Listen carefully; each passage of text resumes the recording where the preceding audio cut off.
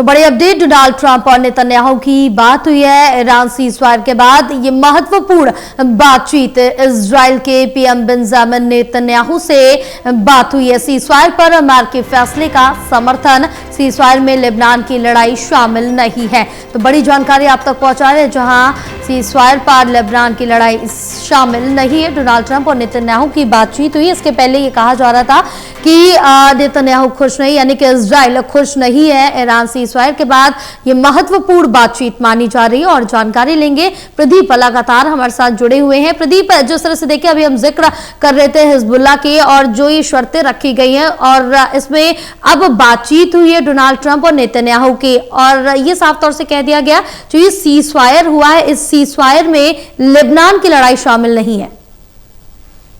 देखिए, ये नेतन्याहू का दावा है, इसमें ईरान इसको बात को मानेगा नहीं, ऐसा दिखता है। तो ये बातचीत क्या पटरी से उतारने की कोशिश है? नेतन्याहू ने ये बयान देकर जाहिर सी बात है दबाव बनाने की कोशिश की है, लेकिन ईरान इसको समझता है। इसलिए 10 सूत्री जो फार्मूला दिया गया है उसमें तमाम यहाँ पर स्थायी शांति की बात की गई है, उस गारंटी की, सुरक्षा गारंटी की मांग की गई है। तो बातचीत अगले दौर में होगी, वो तस्वीर साफ होगी। लेकिन इजराइल कभी नहीं चाहता था कि इस क्षेत्र में ईरान के साथ कोई समझौता हो, और ये भी आरोप लगे हैं युद्ध विशेषज्ञों की ओर से, कूटनीतिक विशेषज्ञों की ओर से, कि इजराइल की पहल के बाद ही ट्रंप को गलत सूचनाएं दी गई। इस युद्ध की शुरुआत उन्होंने कर दी और वो ट्रैप में आ गए इजराइल के, क्योंकि इजराइल जो अपने लक्ष्य हासिल कर रहा है वो लेबनान को, दक्षिणी लेबनान को अलग कर रहा है और उसके जरिए एक बफर जोन बना रहा है बड़ा, जिसमें ग्रेटर इजराइल की परिकल्पना है। लिहाजा गाजा में जो कुछ हुआ घटनाक्रम, उसके बाद वैश्विक दृष्टिकोण से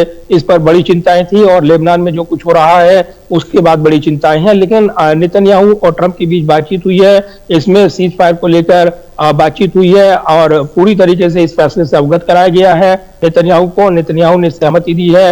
ये जो अमेरिका ईरान के बीच जो युद्ध विराम हुआ है, लेकिन लेबनान में हमले की बात कर कहीं ना कहीं दबाव बना रहे हैं नेतन्याहू। अब अमेरिका के लेकर निगाहें रहेंगी, वो इसमें किस तरीके से दबाव डालेगा, देर सवेर ये देखना होगा। दूसरी तरफ अगर देखें तो जिस तरीके से समझौता हुआ है, इजराइल को ये उम्मीद थी कि समझौता ना हो पाए, क्योंकि बीच बीच में जो हमले हुए वो यहाँ पर इजराइल वो लगातार उन हमलों को अंजाम दे रहा था। डेडलाइन खत्म होने से पहले ही तेहरान पर टारगेट हिट किए जा रहे थे। इधर ईरान की ओर से तेल अवीव को लगातार निशाना बनाया गया, हाइफा, अलग अलग शहरों को वहां पर टारगेट किया गया, लेकिन वहां पर जानमाल का नुकसान इसलिए नहीं हो पाया क्योंकि बंकर और उसमें पहले ही अलर्ट मिल जाते थे। लेकिन वहां पर बिल्डिंग्स को और जो स्थानीय ढांचा है, आधारभूत ढांचा, उसको काफी चोट पहुंचाई गई। लेकिन इसके जवाब में तेहरान में भारी बर्बादी, उसकी तस्वीरें सामने आ रही थी, और इसी को भांपते हुए ये समझौता तत्कालिक तौर पर हुआ है।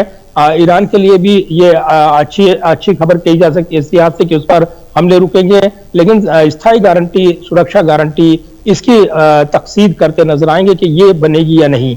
दूसरा, इजराइल के घटनाक्रम पर निगाहें रहनी है। नेतन्याहू ने बातचीत की है ट्रंप से, लेकिन लेबनान का फ्रंट खोलने की बात कर नेतन्याहू ने अभी तस्वीर पूरी तरीके से उसको बंद नहीं किया इस अध्याय को युद्ध के, और ऐसे में ये चिंताएं बनी रहेंगी कि ये कहीं ना कहीं ये फ्रंट खुला रहता है अगर, तो कहीं ना कहीं मिडिल ईस्ट में फिर ईरान के आने वाले दिनों में वो फ्रंट भी खुल सकता है, और इसलिए स्थायी शांति होने तक इस क्षेत्र पर निगाहें रहेंगी। लेकिन पूरी तरीके से दिखता है जया कि अमेरिका अब इस युद्ध से अलग हो गया है, और कहीं ना कहीं ये युद्ध विराम उसको सेफ पैकेज देता है। ईरान ने शायद तकनीकी कारण को समझा है, एक बच निकलने का मौका आप कह सकते हैं इसको, जो ट्रंप के सामने, और इसलिए वो अपनी जीत इसको कह रहे हैं। हॉर्मुज़ स्ट्रेट खुल गया है, लेकिन हॉर्मुज़ स्ट्रेट पहले भी चल रहा था। युद्ध के दौरान ये स्थिति बनी है क्योंकि इसको नाकेबंदी कर ईरान ने अपनी शर्तें मनवाई हैं, और इसमें कोई शक नहीं कि कूटनीतिक तौर पर हॉर्मुज़ स्ट्रेट अब रणनीतिक तौर पर काफी महत्वपूर्ण बनकर उभरा है, और पहले जैसी परिस्थितियां अब नहीं रहने वाली। हाँ बिल्कुल, और जिस तरह से देखिए कि सीज फायर एक नई यहाँ पर डोनाल्ड ट्रंप की स्ट्रैटेजी मान सकते हैं, या फिर आगे क्या कुछ होगा, देखने वाली बात होगी। बहरहाल प्रदीप, आप हमारे साथ बने रहे, आगे भी तमाम जानकारी आपसे लेंगे, लेकिन रुकेंगे एक छोटे से ब्रेक के लिए। ब्रेक के बाद जल्द हाजिर होंगे।